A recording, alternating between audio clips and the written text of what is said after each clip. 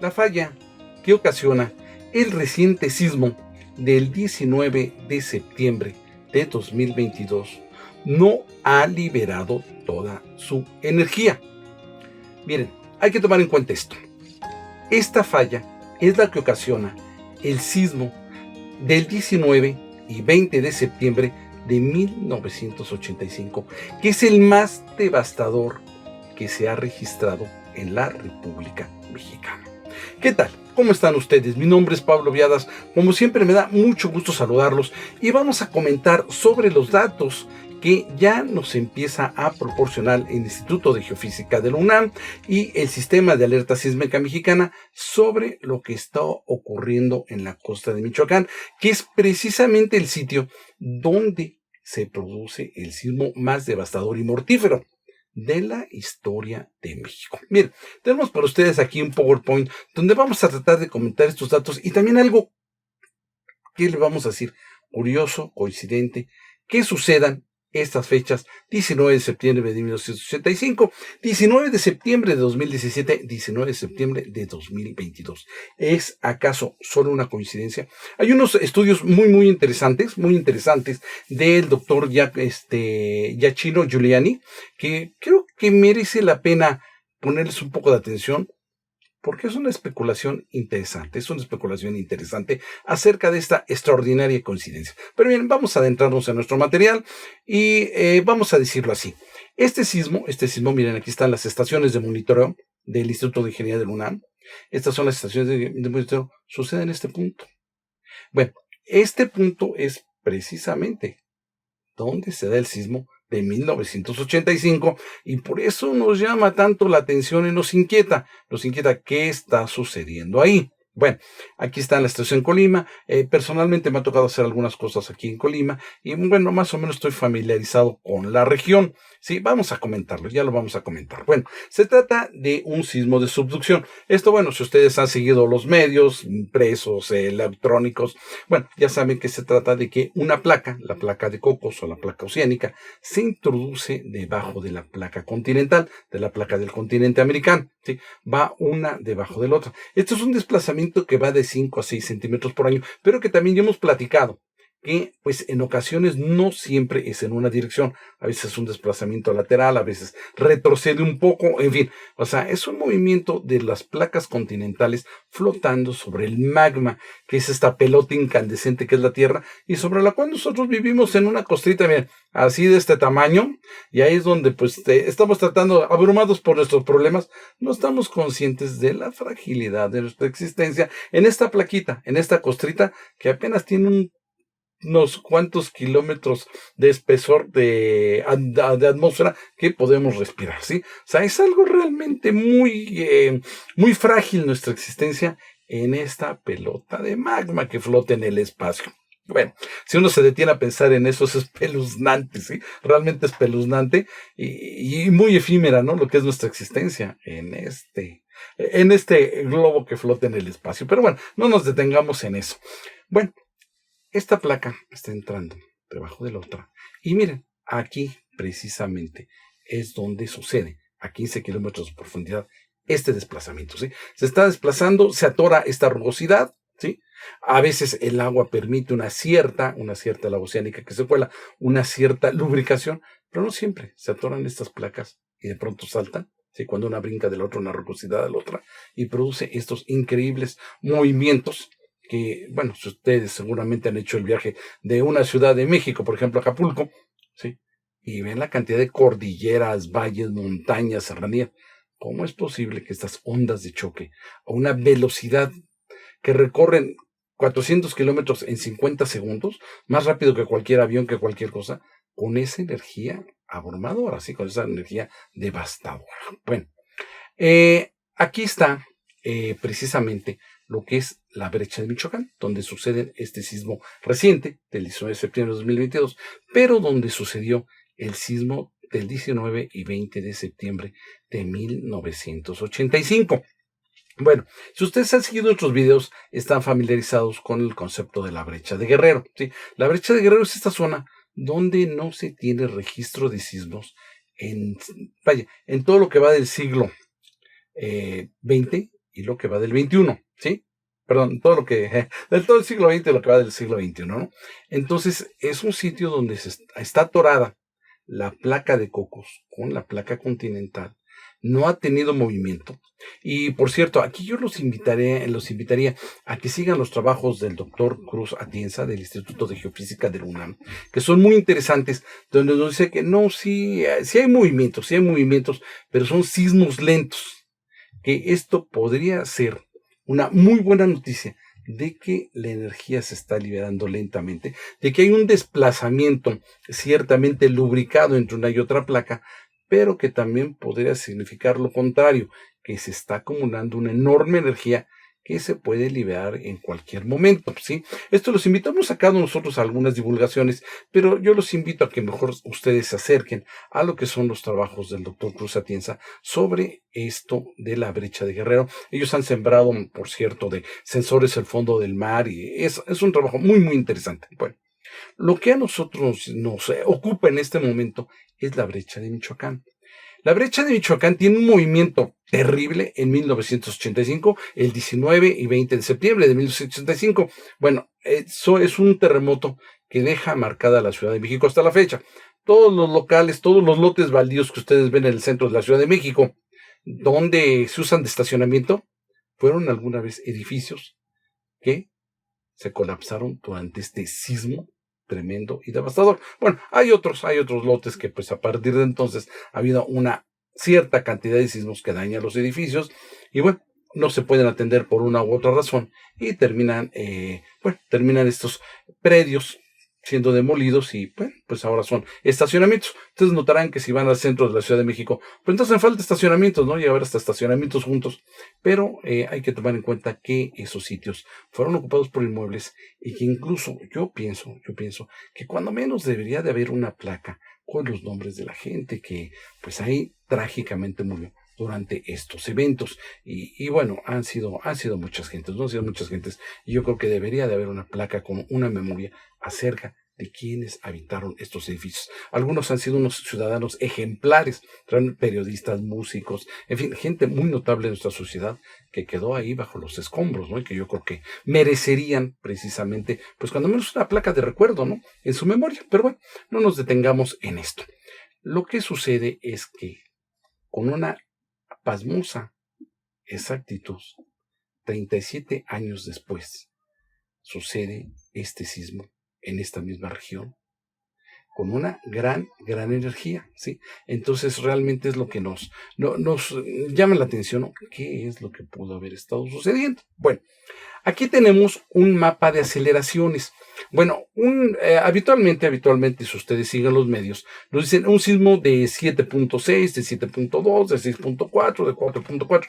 Bueno, eso mide la magnitud de los sismos, pero en realidad también ustedes han escuchado que los sismos no se sienten igual en todas partes, ¿no? Si es que aquí casi no se sienten los sismos, no, aquí se sienten terribles. ¿A qué se debe que un sitio se sientan y en otros no? Bueno, esto se debe realmente a las aceleraciones según el terreno donde nosotros nos estamos moviendo. Miren, por ejemplo, esto depende también, además del terreno, pues de la cercanía, ¿no? De la cercanía al sitio. Si este es el epicentro, recuerden que hay epicentro, que es en la superficie, hipocentro, que es 15 kilómetros abajo en este caso, y vean ustedes la fuerza del sismo. Recuerden que fuerza es igual a masa por aceleración, ¿no? La vieja fórmula que veíamos en la primaria, en la secundaria, ¿no? Entonces, por lo tanto, entre más aceleración tenemos sobre la masa, pues es más grande la fuerza. Bueno, entonces estas aceleraciones, este tipo de aceleraciones de más de 150 Gals, en este caso se producen, por ejemplo, en la estación de Colima, se llega a producir hasta 200. ¿Sí? 200 centímetros por segundo, o sea, 2 metros por segundo. Imagínense ustedes un empujón de 2 metros en un segundo a cualquier cosa. Un edificio que puede pesar 500 toneladas, poderlo empujar 2 metros en un segundo, Imagínense la magnitud de la fuerza, que fue la intensidad más alta que se dio. Bueno, estas fuerzas, por ejemplo, en el sismo 2007 se llegaron a dar en algunas estaciones de la Ciudad de México, ¿sí? O sea, realmente tremendo. Bueno, entonces vean ustedes que, bueno, conforme nos vamos alejando, pues van bajando las aceleraciones hasta llegar aquí, mira, sobre 40 centímetros en la Ciudad de México, ¿sí? Van bajando las aceleraciones, o sea, esta fuerza que se tiene sobre las estructuras. Miren, aquí tenemos unos videos que me gustaría mostrarles para ejemplificar un poquito mejor nuestro punto de vista, ¿no? Miren, aquí tenemos que entonces, miren, si yo tengo el movimiento del sismo, pero comienzo a acelerarlo, es decir, si yo apuro este movimiento, pues voy a terminar destruyendo la estructura. Por eso me es importante, entre los valores que yo tengo de velocidad, de amplitud de la onda, de periodo, bueno, lo que me interesa mucho es la aceleración, porque puedo impulsar más rápido este movimiento y es lo que me llega a ocasionar los daños catastróficos de un colapso, ¿sí? Realmente son los que me llegan a ocasionar este tipo de cosas. Y miren, en dado caso, por aquí tenemos algún otro, miren, este es pues una empresa de disipadores sísmicos con la cual cooperamos. Y bueno, aquí nos muestra, por ejemplo, en un edificio, ¿sí? Que pues este tipo de dispositivos pues pueden aminorar enormemente los efectos de las aceleraciones, porque estos contravientos que ven ustedes aquí, pues funcionan como frenos sísmicos e impiden que se deforme la estructura o digamos que la aceleración de la estructura pues se detenga. Miren, aquí se puede ver que se colocaron varios en el edificio y pues estos mismos elementos, miren, cuando se mueve el edificio, pues tratan de detener, o sea, son colapsables, por decir así, entra uno debajo del otro y vean este movimiento que tiene, se frena, ¿sí? Entonces están frenando la energía, impiden que se deforme el marco, ¿sí? Del edificio y bueno, es lo que mantiene a salvo a la estructura cuando se dispone de estos dispositivos. De no disponerse de estos dispositivos, yo por ejemplo aquí tengo uno donde, pues, vamos a poner un poquito más en pantalla.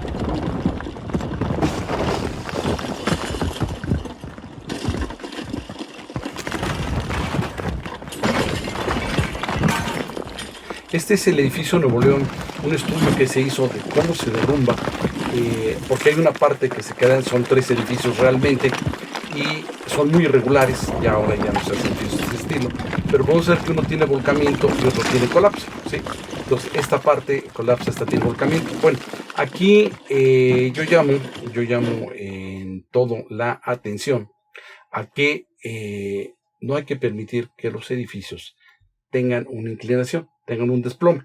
De hecho, hacemos muchos estudios sobre la verticalidad de los edificios, porque en el caso del edificio Nuevo León ya tenía una pérdida de verticalidad y el sismo lo que hace es empujar sobre esta pérdida de verticalidad y ocasionar que la estructura pues dé un vuelco, ¿sí? Entonces, bueno, el hecho de que un edificio ya presente una pérdida de verticalidad, o sea, está inclinado, ya nos habla que tiene problemas de cimentación y tiene problemas de distorsiones y ya es peligroso, ¿sí? Ya realmente es peligroso. Se vuelve más vulnerable ante un sismo que un edificio que esté perfectamente vertical, ¿sí?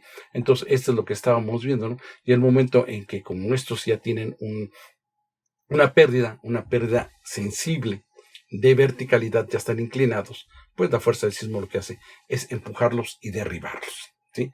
Entonces, bueno, aquí hay unas gráficas que son muy interesantes, que son las gráficas de aceleraciones. Y noten ustedes, miren, la que tenemos en color rojo, es el comportamiento sísmico en 1985. Es esta roja. Vean ustedes las aceleraciones. Vean, aquí está la aceleración espectral contra el periodo, contra el tiempo en segundos, ¿sí? ¿Qué es el tiempo en segundos? O sea, llegamos a tener estos valores de aceleraciones en 1985. Bueno, el sismo de Puebla, Morelos, que tuvimos en 2017, es esta línea azul. Es notablemente inferior, notablemente menor, ¿no? Es, no sé, me atrevería a decir un 60% del que tuvimos en 1985 en fuerza. Y aún así causó 40 colapsos en la Ciudad de México. Bueno, el sismo que acabamos de padecer o que acabamos de sentir recientemente en 2022 es esta línea amarilla. es esta línea amarilla que aparece aquí. Viene del mismo sitio. Noten ustedes la diferencia que tenemos entre gráfica y esta, ¿sí? O sea, realmente me atrevo a decir que es no sé, el 15% de la energía recibida en 1985. De ahí que me surge la inquietud, y bueno, surge en el medio, la inquietud de que no se ha terminado de liberar toda la energía de esa brecha, como sucede en 1985. En otras palabras, hay que estar atento, no hay que bajar la guardia a que se pueda producir otro evento sísmico, ¿sí? Miren, aquí están las aceleraciones del 19 de septiembre, ¿sí? Esta es una gráfica proporcionada por SASMES, el sistema de alerta sísmica temprana que tiene la Ciudad de México. Noten ustedes aquí las aceleraciones, ¿sí? Tenemos aceleraciones del orden de las más altas. A ver, déjenme acercarme, ya no alcanzo a ver. Tengo, miren, 40, ¿sí? Aquí 40 GALs, ¿sí? En la zona que me parece que es el centro, ¿sí? Claro. El centro el centro de la Ciudad de México es donde tenemos de las aceleraciones más altas, las cuales llegan a 40, ¿sí? Que son de preocuparse, pero por decir así, las escuelas, por ejemplo, obligatoriamente se revisan pasando 60 GALs. 40 no nos obligan a una revisión obligatoria de escuelas. En Ciudad de México, me refiero a Ciudad de México. Los daños en Michoacán y Colima, ahí tenemos que hablar de ellos. Pero en Ciudad de México de lo más alto que tenemos son 40 GALs, es decir, 40 centímetros, imagínense ustedes 40 centímetros en un segundo, ¿no? Un empujón de ese tamaño, ¿sí? Entonces, bueno, este es en la parte, digamos, más vulnerable de la Ciudad de México, el centro, digamos, donde está la zona rosa, donde está el Paseo de la Reforma, Juárez, en fin, Eje Central, o sea, donde por cierto, pues hubo daños en 1985. Bueno, esto es lo más alto que tenemos. Ya hacia la zona de Lomas, pues ya empieza a ser un poquito menor, ¿no? Ya es bastante menor. Pero Xochimilco, por ejemplo, aquí tenemos, miren, aquí tenemos 45, cerca de Cuemanco, ¿sí? Donde está la pista de canotaje de Cuemanco, pues se registra una aceleración de 45, hasta que llegamos a detectar, miren, una por aquí en Tláhuac de 53 GALs, ¿sí? O sea, se sintió el sismo tremendo, ¿no? En comparación a lo que pudo haberlo sentido alguien que vive no sé, en Santa Fe, a lo Interlomas, a alguien que vive en Xochimilco, pues hay una enorme diferencia. ¿Y cómo sentiste el sismo? Horrible. Sentí que la casa se me caía. Entonces, pues sí, se movió algo. A ese contraste puede haber. Bueno, la réplica, tenemos otra réplica, el 22. Ya es notablemente menor, inclusive en la parte más vulnerable, donde está la zona, bueno, la antigua zona chinampera. Son 33 GALs, en el centro 32 GALs, o sea, disminuye notablemente en la réplica del 22 de septiembre. Hay otra, en los días siguientes, inclusive cuando esto se graba el día anterior, hay una réplica adicional de 5.5. Pero ya no es tan perceptible en Ciudad de México. Sí es perceptible, por supuesto, y causa daños en la zona de Colima. Sí, realmente ahí sí es perceptible. Miren, estas son las réplicas y debemos entender las réplicas, recuerden ustedes, como el reacomodo de la Tierra. O sea, ya la falla ya se movió.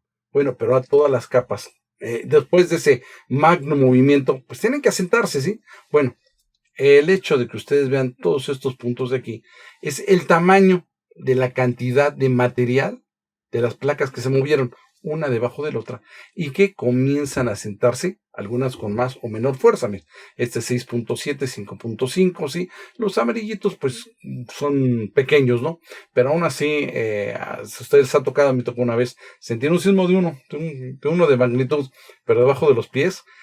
Se siente así como si fuera un ferrocarril que pasa por debajo de ustedes, y eso es desconcertante, ¿no? Y bueno, aquí qué pasó, ¿no? Hay un túnel acá abajo, ¿qué está pasando, no? Es muy desconcertante realmente. Un sismo de 1 grado, pero que pase debajo de los pies, es realmente algo aterrador. Bueno, entonces miren, esta es la zona de Colima, ¿sí? Y bueno, esta es una zona sísmica que pues hasta ahorita lo que ha padecido, se empezó a generar esta parte, pero ya se produjeron algunos sismos, digamos que por transmisión que está entre las capas de la Tierra hacia la zona de Colima, sí, también ya se produjeron.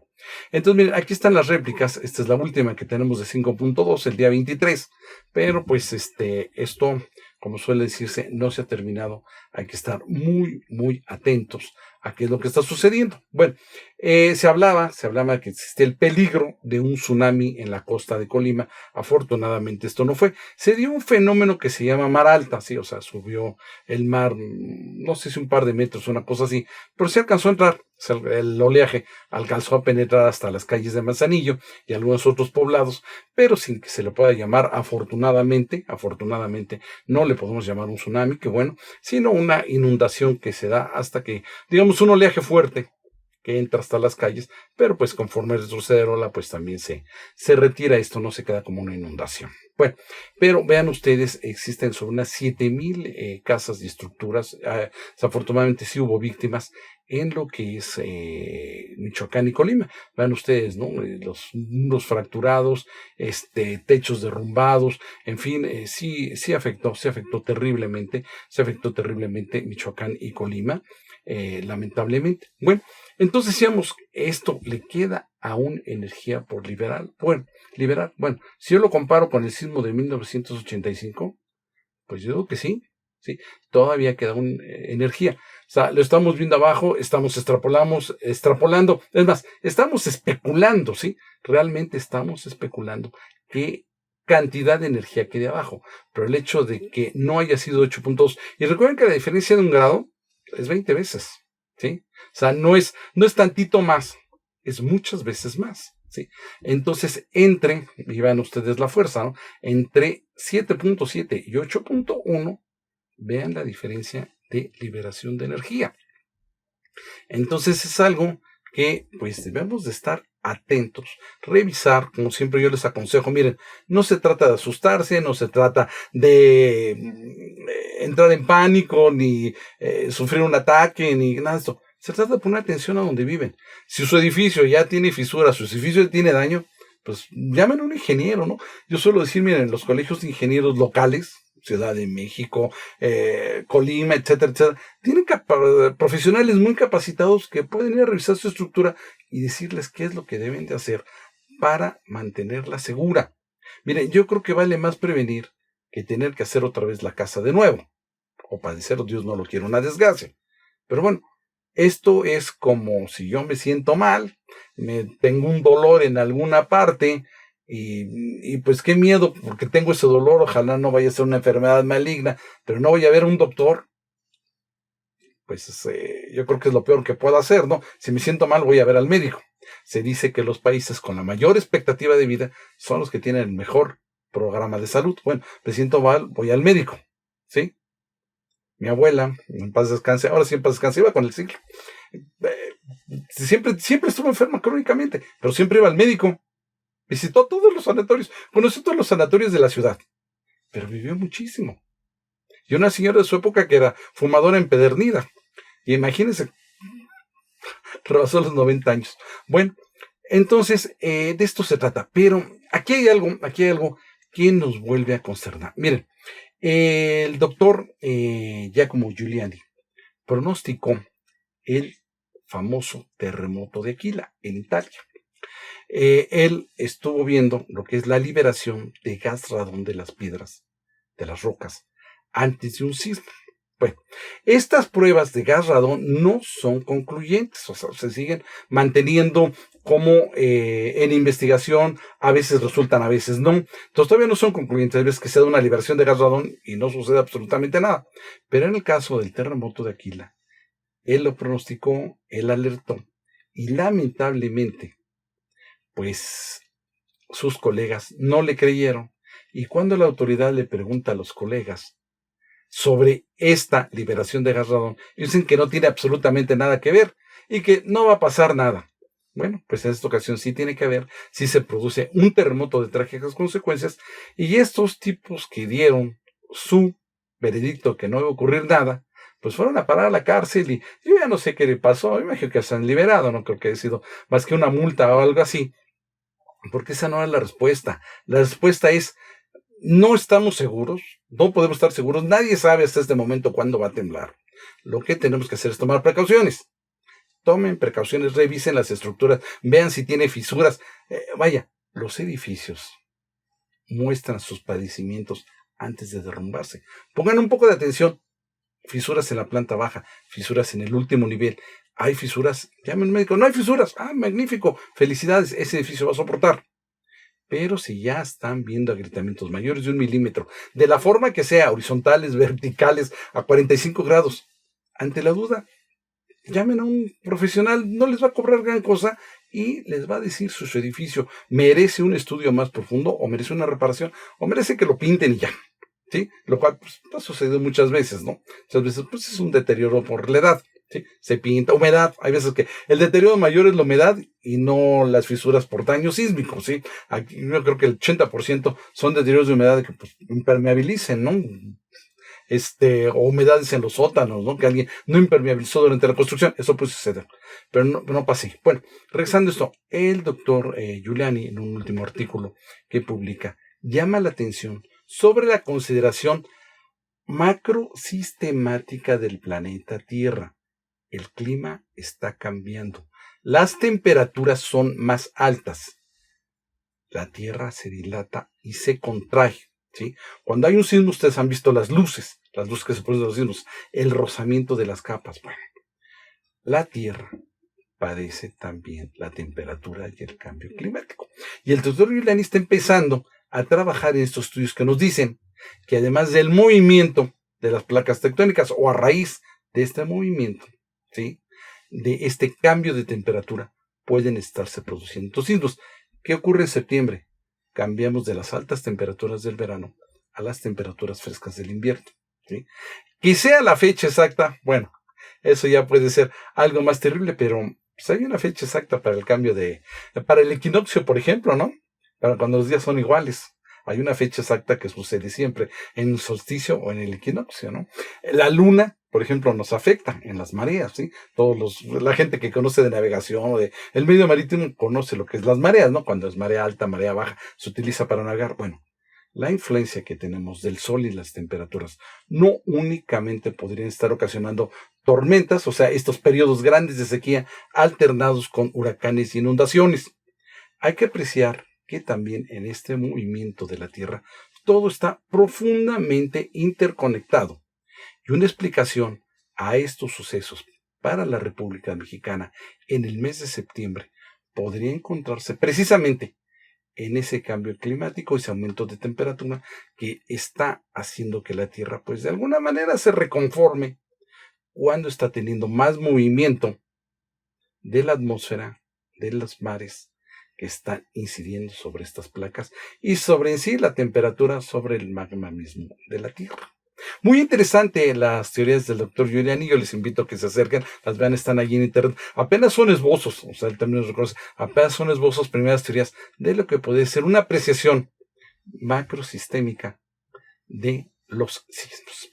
Pues miren, como siempre ustedes ya saben que nuestra idea es que no tengan miedo a los temblores, realmente aproxímense al estudio de las estructuras. Tenemos un libro que recomendamos que no es para ingenieros o arquitectos, por supuesto está toda nuestra colección, pero este es para la gente que simplemente quiere saber si vive en un sitio seguro, qué debe buscar, qué debe ver para saber si tiene que llamar o no a un profesional que revise su edificio. Pues bien, yo les agradezco mucho su atención a esta colaboración y me despido de ustedes como siempre, deseándoles que tengan una buena salud estructural.